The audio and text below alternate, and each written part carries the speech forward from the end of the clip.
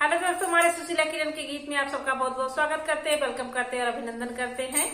आज आप लोगों को एक बहुत मजेदार चुटकुला नाच गीत सुनाने जा रहे हैं। कैसा लगेगा कमेंट करके जरूर बताइएगा और लास्ट तक जरूर सुनिएगा।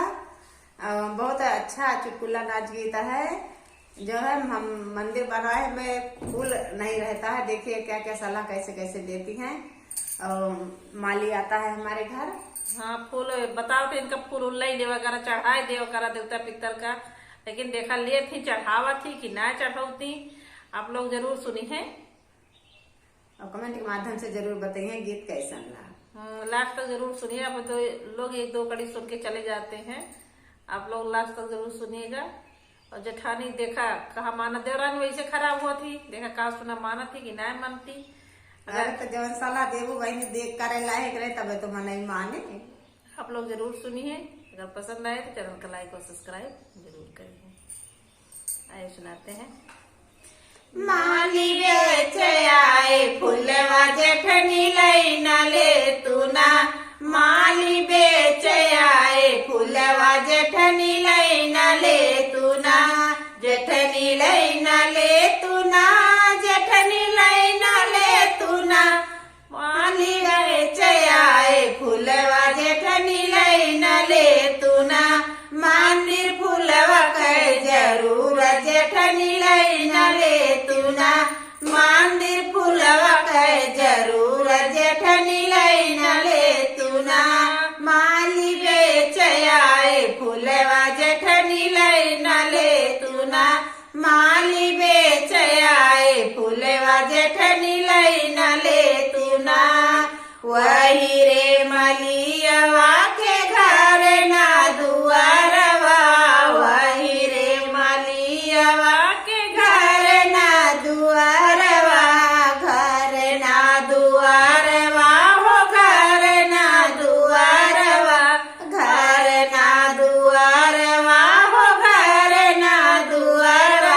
अपने हिस्सा के कोठरिया जेठनी दई न देती ना। अपने हिस्सा के कोठरिया जेठनी दई न देती ना।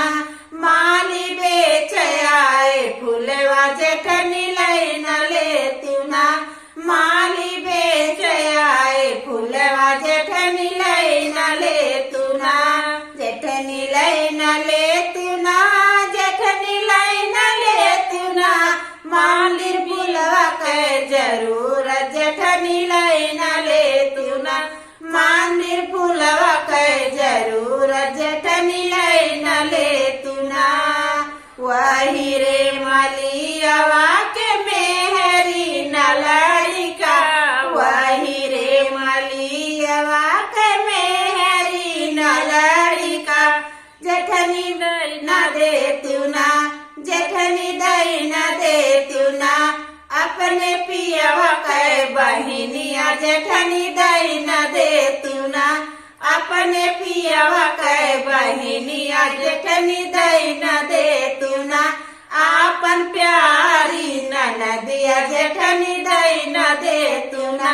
हमार बहुत प्यारी नंदी। अरे बहनी वही नंद बंद। अरे बहनी ऐसे दई जात है। माली बेच आए फूलवा जेठनी लई न लेती ना। माली बेच आए फूलवा जेठनी लई न लेती ना। जेठनी लई न लेती ना। जेठनी लई न लेती ना। माली फूलवा के जरूर जेठनी लई न लेती ना। मंदिर फूलवा के जरूर जेठनी लई न लेती ना। वही रे मलियवा के खेत नाही बारिया। वही रे मलियवा के खेत नाही बारिया। अपने हिस्सा के खेतवा जेठनी दई न देती ना। अपने हिस्सा के खेतवा जेठनी दई न देती ना। जेठनी दई न देती ना। जेठनी दई न देती ना। अपने हिस्सा के खेतवा जेठनी दई न देती ना। अपने हिस्सा के खेतवा जेठनी दई न देती ना।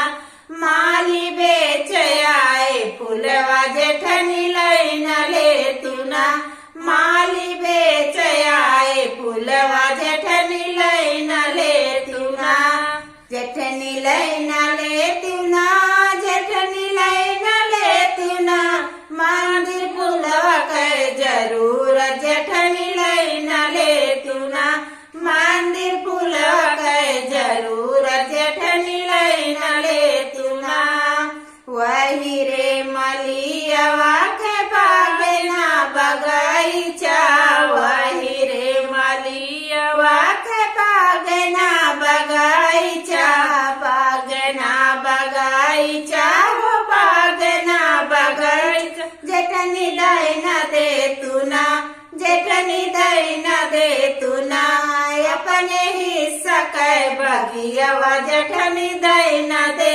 तुना अपने हिस्सा के बगियावा जेठनी दैना दे तुना माली बेच आए फूलवा जेठनी लैना ले तुना माली बेच आए फूलवा जेठनी लैना ले तुना जेठनी लैना ले तुना जेठनी लैना ले तुना मंदिर फूलवा के जरूर जेठनी लैना ले तुना मंदिर फूलवा के जरूर जेठनी लैना ले तुना।